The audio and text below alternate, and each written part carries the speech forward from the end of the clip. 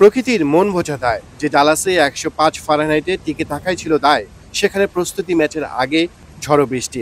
ডালাসবাসীর জন্য স্বস্তির হলেও চিন্তার ভাঁজ ছিল শান্ত সাকিবদের মনে। রাতে সে সংখ্যা আরও বাড়ে একটা ইমার্জেন্সি অ্যালার্টে। আসে ঝড়, যাতে এলোমেলো গ্র্যান্ড পেরি স্টেডিয়াম।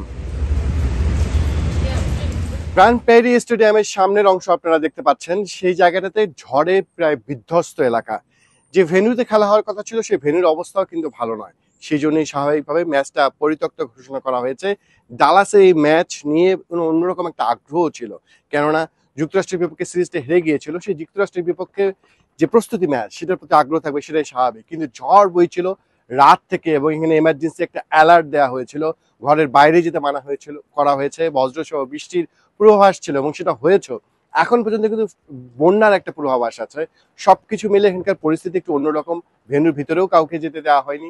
সব মিলে যদি বলি যে এই পরিস্থিতিতে ম্যাচ হওয়া অসম্ভব ছিল। এখন যদি বৃষ্টি নাও হতো তবুও কিন্তু ম্যাচ আয়োজন করা কঠিন ছিল এবং স্বাভাবিকভাবে তাই হয়েছে। ম্যাচের আগে আনুষ্ঠানিকভাবে জানিয়ে দেওয়া হয়েছে বাংলাদেশ যুক্তরাষ্ট্র প্রস্তুতি ম্যাচটা হচ্ছে না। এতে গেল স্টেডিয়ামের বাইরের ছবি। ভেতরে ঢুকতে না দিলেও যতটুকু দেখা গেছে তাতে স্পষ্ট ক্ষতিগ্রস্ত হয়েছে মাঠ, ভেঙে পড়েছে বিলবোর্ড, ভেঙে পড়েছে টাইগারদের মনও। কেননা আইসিসির এই বিশ্বকাপ ভেন্যুতে খেলার সুযোগ যে হলো মিস।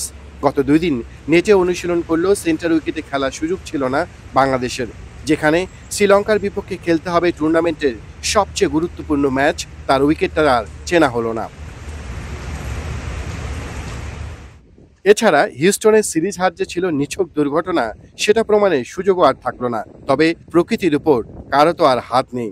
সেটা মেনেই নাজবুল শান্তদের এখন যেতে হবে নিউ ইয়র্কে, যেখানে ভারতের বিপক্ষে শেষ প্রস্তুতি ম্যাচ। এরপরেই আবারও ঠিকানা এই ডালাসেই। বিশ্বকাপের আসল মিশন শুরু যে এখানেই। অমিত, যমুনা স্পোর্টস, ডালাস, যুক্তরাষ্ট্র।